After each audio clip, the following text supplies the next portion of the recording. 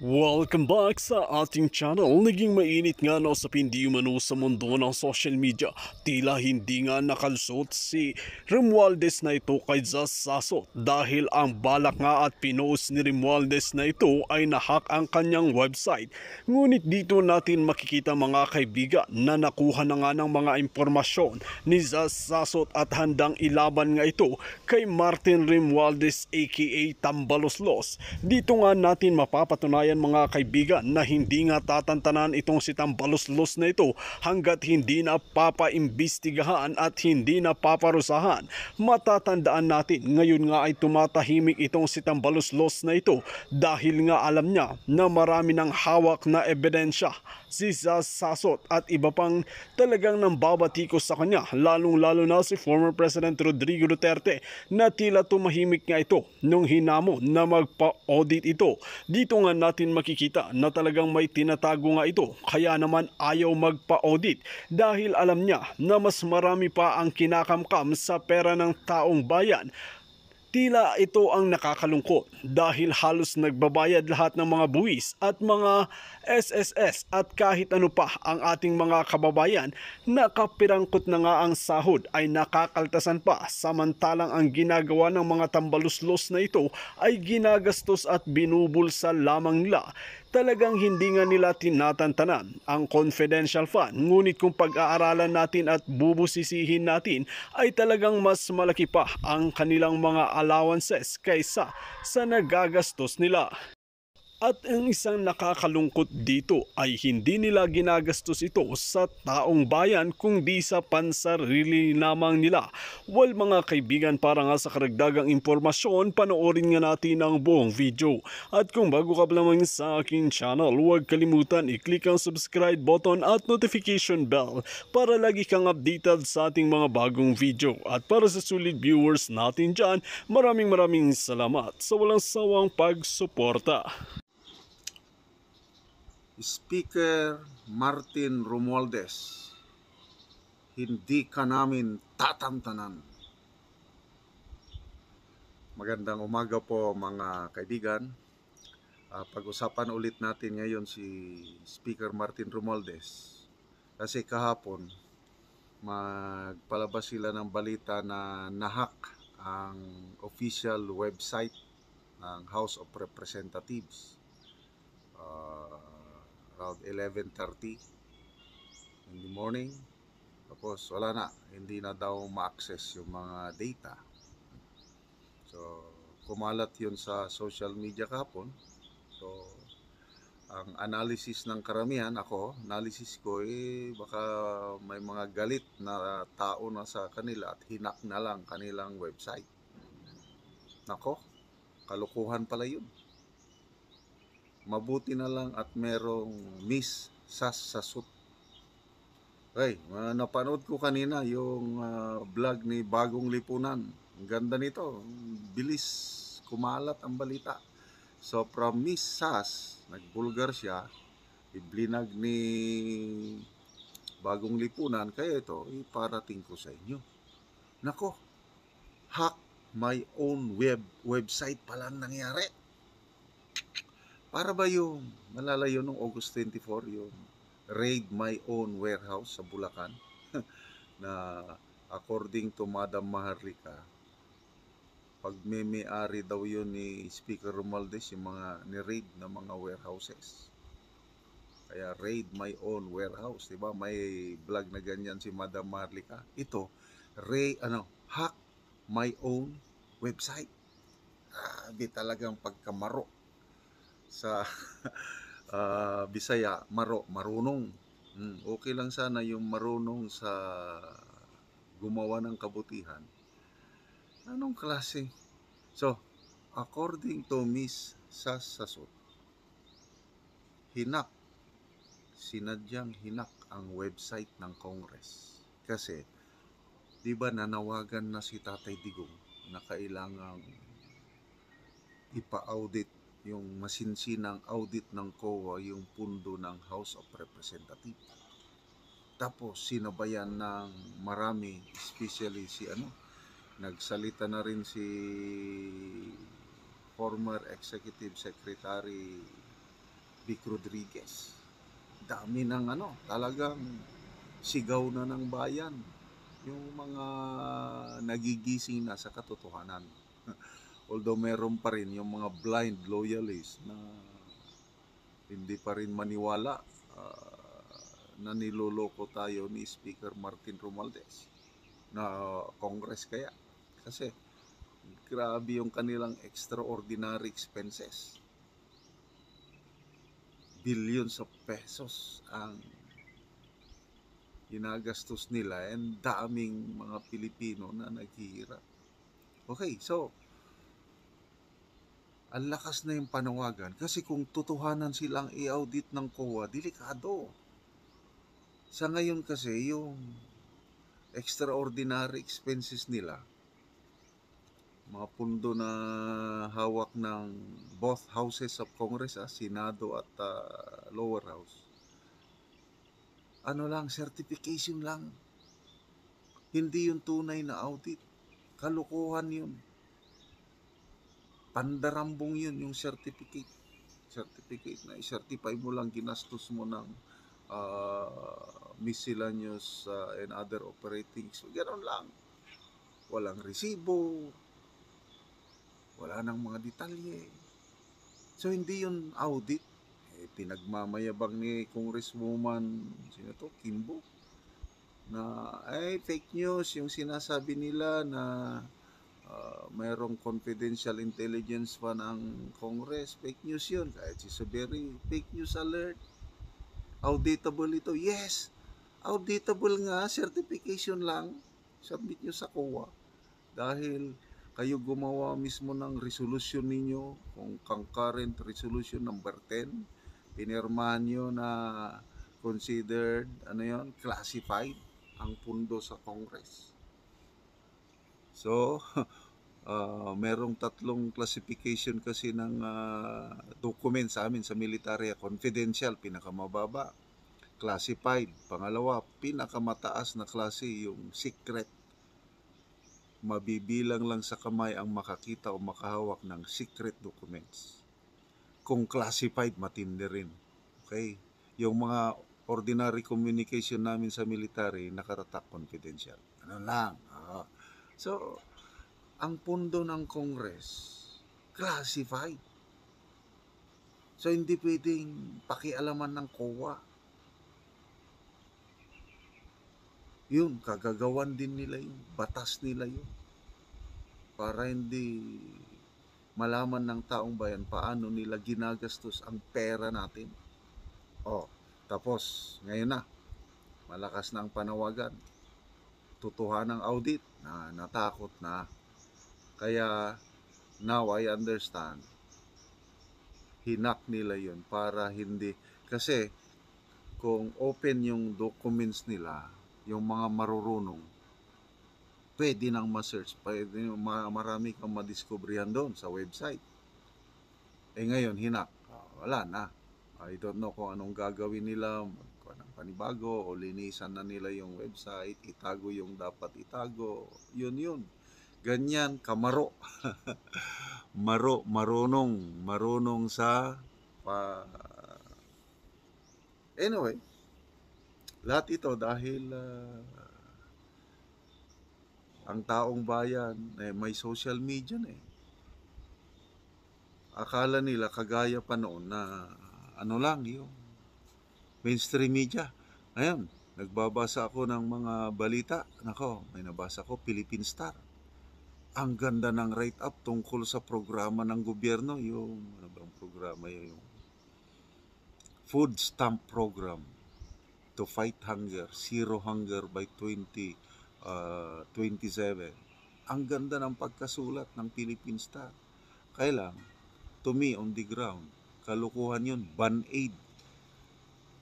Paano maaalis ang hunger nga 3,000 pesos a month lang ang ibigay kada beneficiaryong pamilya? Anong magagawa ng 3,000 sa ganun na po ang mainstream media ngayon. Kaya nga tanong ni SAS kay Speaker Martin Romualdez, kasi binabati ko nila si SAS, bakit ngayon lang siya magbulgar ng ganyan. Sabi ni Sas, ngayon ko lang din nalaman dahil may nag-feed sa akin ng informasyon, sabi niya. Kaya magpasalamat tayo doon sa retired COA Division Chief. Yun ang puting ahas, nagsilbing puting ahas, na nag-inform kay Sas na mayroong malaking pondo si Speaker Martin Romualdez, 1.6 billion, considered extraordinary expenses, mas malala pa sa Confidential Intelligence Fund. Then after that, sunod-sunod na. Pati concurrent resolution number 10. Kami na, ito na naman, yung na-hack. Hack my own website pala. Tapos once nga may exposing ganyan, di ba, ang bilis ng kumalat, pipick upin ngayon yan ng mga other vloggers kagaya ko na i-expound para marami ang makakaalam. So, yun ang hindi ma-realize ni Speaker Martin Romualdez na akala niya siguro makakalusot sila, makapapogi sila, mapabango ang pangalan niya through mainstream media. Hindi. Nandito, mula nung hindi ko na tinantanan itong si Speaker Martin Romualdez, yung sunod-sunod ang vlog ko sa kanya, nako, dumami ng bigla ang aking subscriber. Tumaas bigla ang aking views. Tumaas din ang income. Anong ibig sabihin nun? Maraming taong interesado sa nangyayari sa gobyerno, lalo na tungkol sa itong ginagawa nila kay BP Sara na pinagtutulungan na nila dahil gusto lang nilang maitsapwer ang ating butihing BP Sara at si Speaker Martin Romualdez ang kanilang ibangon. Hindi pwede yun. So, ako, basta, mensahe, Speaker Martin Romualdez, expect me, hindi kita tatantanan. Gagawa ka ng mabuti, purihin kita, Mr. Speaker. Gagawa ka ng hindi maganda, ay talagang ibubuking kita. Ganun lang yun. Maganda naman yung ginagawa mong pagtulong. Kaya lang, huwag mong haluan ng personal na motibo yung pagkandidato mo. Kung itong ginagawa mo sana, Mr. Speaker, wala kang plano sa national politics, you will remain as congressman. Nako, maraming matutuwa sa iyo. Kaya lang yung ginagawa mo ngayon, sinasadya mong siraan si BP Sara para lang manalo ka by 2028. Lalo kang lumulubog, Mr. Speaker. Sana mag-isip ka. Hindi pa huli ang lahat. Hindi natin alam ano itong 4 na executive order. Ito biglang lumabas. Naglabasan ngayon sa mainstream media. Hina-highlight ito. Executive order number 44. So ano ito? Itong order na ito declaring, ito na yung pakulo, walang gutom 2027 food stamp program as the President's flagship program. Flagship. Ang background nito sa giyera, sa Navy, may tinatawag na flagship. Sa maraming barko, yung admiral, kung saan siya tumira, doon ang kanyang headquarters, yun ang tinatawag na flagship. So, importante yung flagship na yan. Once na lumubog ang flagship, wala na, talo na ang isang grupo. Okay, so, ito po, flagship ng presidente. Ang ganda namang pakinggan, no? Walang gutom 2027. So, himay-himayin natin. Ano bang objective?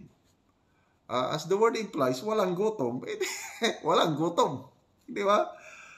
To eliminate incidents of voluntary hunger among low-income families. Yon, low-income.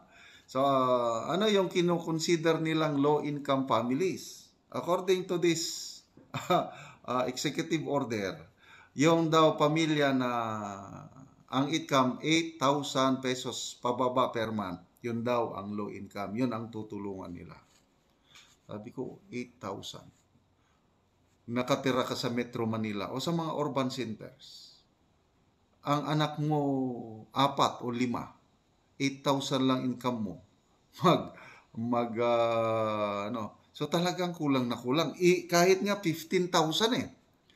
Yung mga nakatira sa Metro Manila, 15,000, magugutom ka pa rin yan dahil abang mo sa bahay, bayad sa tubig, bayad sa kuryente, ano pa dyan, mga miscellaneous, pag-eskwela ng mga bata, halos wala nang matira. Kaya, I don't know, paano nila kinuha itong 8,000? Again, itong mga planners na ito, hindi nila naranasang magutom. Ang presidente, ang DSWD secretary, naranasan ba nilang magutom? Gatchalian, ano yan eh? Mayaman yan eh. Marcos, mayaman. Kaya, nagplano sila, walang hunger, hindi nila naranasang nagutom. Kaya, doon pa lang eh. Okay, anyway. So, yun po. Ang concept po is mag-pilot project o trial testing lang muna. Susubukan. Actually, sinubukan na ito eh. Nagsimula noong June this year. 6 months na pilot testing in 4 regions. Dito sa Mindanao is Caraga Region, BARM, yung Autonomous Region for Muslim Mindanao, I think NCR at pang-apat na region, kalimutan ko na. So, pipili sila ng 3,000 families dito sa 4 na region within 6 months na pilot testing from June to December this year. Evaluate nila yung programa. Pag successful, mag-expand na sila sa buong Pilipinas. And then, dadami na ang beneficiaries from 3,000, magiging 300 families na next year. Kung maging successful ang pilot testing, and then ultimately, ang abutin ng programang ito, 1 million per families. Yun. By concept, parang maganda. Okay.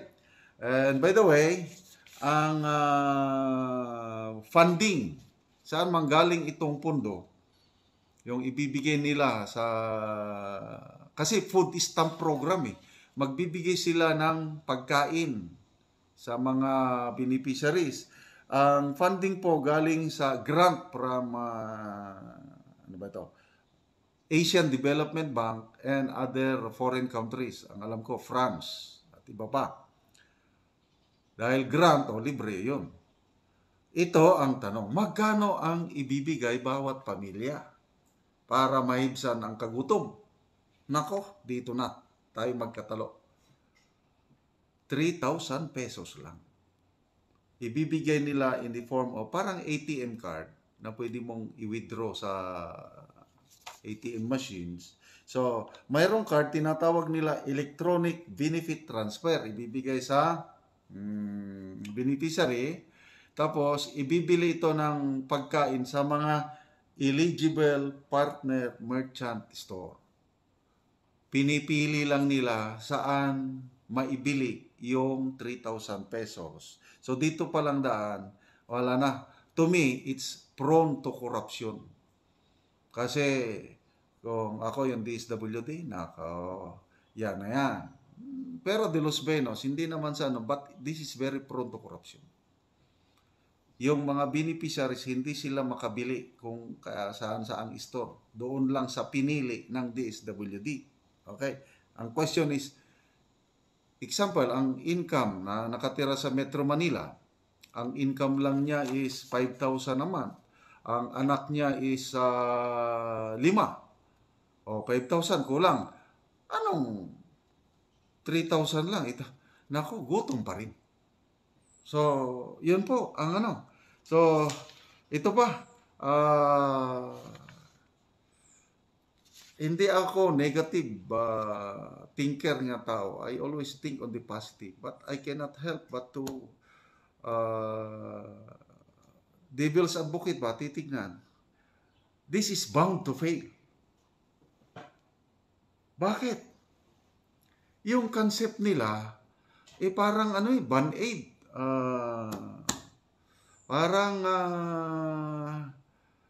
Tinuturoan nila na itong mga beneficiaries maging pulubi, mendicant. Di ba ang kasabihan is, don't just give them fish, but teach them how to fish. Ito, bigay lang yung ayuda. Tapos, mawawala na ang kagutom. Grabe. Anong klaseng? Okay, ito experience-wise. Ako ngayon, nasa vlogger, itong team ko, my wife and my relatives. At kayo, nga mga subscriber ko, viewers ko. Di ba may project tayo, yung Tent City, kayong nanonood palagi? Yun, tunay na pobre, walang makain, walang tirahan. Gutom na gutom. Nagsimula po tayo last January, tulungan sila, inuna natin ang shelter. After shelter, ito na, pagkain na, hunger. Anong ginawa natin? So ito, I analyze yung program natin sa Tent City. Kailangan mo 3 factors para mag-succeed yung programa, yung no hunger. Sa ngayon po, I can say it with certainty, 60 to 70% ang hunger sa Tent City nawala na. And by January next year, after 1 year sa ating pagtutulungan, I can assure you, 100% mawala na ang kagutom. So ito po, ang walang gutom in 1 year. So ano yung nakita kong factors? 3 success factors para totoo na walay gutom. Number 1, yung sustainability sa funding. Kailangan mo ng ganito. Number 2, yung commitment and sincerity ng mga implementors, yung tumutulong. And then number 3, yung attitude, yung values ng tinutulungan. Dapat nandyan yan. Pag alisin mo ang isa, failure yung programa to alleviate o eliminate hunger. Para bang fire triangle? Para magkaroon ka ng apoy, kailangan mo ng 3 element. Ano yon? Yung spark, pangsindi, posporo. Kailangan mo ng susunugin. Kailangan mo ng oxygen. Kasi kung walang hangin, hindi po mabubuo yung fire. Alisin mo yung isa, wala kang pangsindi, wala kang posporo, lighter, hindi ka magkakaroon ng apoy. Ganito rin ito. Funding, yung sustainability, yung talagang tuloy-tuloy, hindi ka magkulang. Tapos sincerity and commitment ng implementor and then attitude, dito yung pinaka-importante. So tayo po, ang funding natin sa Talaan Big Tent City, dahil sa inyo, yung mga donors, no government money, zero support from the government. Tayo-tayo lang. Tuloy-tuloy. Simula nung January hanggang ngayon, may pondo po tayo. Okay? Income sa YouTube, yung mga nagdo-donate, salamat sa inyong panunod, SWS, sustainability of funding. Meron tayo. How about this one? Ang inaasahan lang ngayon yung grant. After na naubos yung grant, pwede. Kung yung extraordinary expenses ni Speaker of the House and Senator Sobere, billion yan, idagdag dito, pwede. Pwede kung yung CIF ni Pangulong Marcos, 4.5 billion pesos. Pwede kung yung bawasan niya yung travel expenses niya sa abroad. Pwede, masustain ang funding. We need finances. Dapat dagdagan po nila yung 3,000 pesos per family per month. Gawin nilang 10,000 para makabuluhan. Kulang po yung 3,000 per month. Hindi nyo kasi naranasang magutom eh. Kaya ano ba naman yung 3,000 sa isang pamilyang marami, hirap na hirap sa buhay. 1 linggo lang yun, ubos na. Makinig kayo, ako naranasan kong nagutom. Lumaki akong pobre, nagutom. Sa aking serbisyo, nagugutom kami sa bundok. Hindi darating ang resupply. Kayo, nasubukan nyo bang magutom? Mr. President? So yun, funding. Next, sincerity. Itong mga workers, ang implementor nito, DSWD. Karamihan sa DSWD workers, mga kontraktual. Ang baba ng sweldo. Paano mo ngayon matutukan itong ganitong maganda sa concept? Kailan kung hindi tutukan ng committed, motivated worker, hindi po magsasaksi. Report lang ito. And then number 3, pinaka-importante yung attitude ng tinutulungan. Kung tamad ang isang tao, isang pamilya, magugutom talaga yan. Experience natin po sa Talandig 10 City. Pagsimula namin doon, talaga, hindi naman lahat, maraming tamad. Kaya kailangan yun ang una naming i-address, paano mawala yung attitude pagiging tamad. So, ang ginawa namin, value formation muna. Una, gumamit kami salita ng Diyos. Kaya nagkaroon po tayo every Saturday, Bible study na ngayon isa ng worship service. Every Saturday, sumisimba na sila sa Panginoon. Tinuturuan sila ng salita ng Diyos para mabago ang ugali. So yung dating tamad, ngayon sumisipag na. Okay? At ginawa namin example, ginawa kong example kasi katutubo eh. Ginawa kong example ang Igorot tribe. Kasi experience ko sa Igorot, ang sisipag. Kaya kakaunti ang mga Igorot na nagugutom. Maraming mayayaman yan. Basta Igorot dahil masipag. Kaya challenge ko sila, kayo katutubo kayo, walang katutubong tamad. Gayahin yung mga Igorot. Yan, plus salita ng Diyos. Anong sinasabi ng salita ng Diyos? Ang tamad huwag pakainin. Ayun. So nagkaroon po tayo ng Food for Work program. Ang una nating binigyan ng bigas, yung masisipag. Yung mga tamad, walang bigas. Okay? So yung masisipag, unang nagtanim, may makain. Ngayon, titinda na ng sayote. Ngayong Sunday, next Sunday, harvest na naman, pang-4 na harvest. So, modeling, yung mga masisipag, yung tamad, nainggit. Sila nang lumapit, sir, trabaho rin kami, bigyan mo kami ng bigas. Yes, basta magtrabaho kayo. Ayun. Importante yung voluntary commitment ng isang tao na magtrabaho. Hindi yung bigyan mo lang ng ayuda. Kaya kung bigyan mo lang ng ayuda, lalong magiging tamad. Learn from this experience, Mr. President. Magpunta ka sa kanayunan. Hindi yung palagi ka lang magbiyahe sa abroad. Para alam mo ang nangyayari sa kanayunan. Yung gusto mong tulungan, bigyan mo lang ng 3,000. Tapos hindi nyo i-address yung values nila, yung katamaran, ay wala. Walang gutom. Papogi mo lang yan, Mr. President. Para tataas ang rating mo. Pwede ba sa sunod gagawa kayo ng programa, yung makatotohanan, yung talagang gusto nyong tumulong na mawala ang kagutom. Hindi yung iniisip nyo lang, yung inyong political ambition, parang manok ninyo mananalo sa 2028. But ang taong bayan gising na po, Mr. President. Hindi kami madadala dito sa Although, ulitin ko, maganda yung concept, but yung implementation, question mark. Dito nga natin mapapatunayan mga kaibigan kung gaano nga ba talaga kabalasubas ang mga tambaluslos na ito at kung paano nga sila mangulimbat ng kaban ng bayan.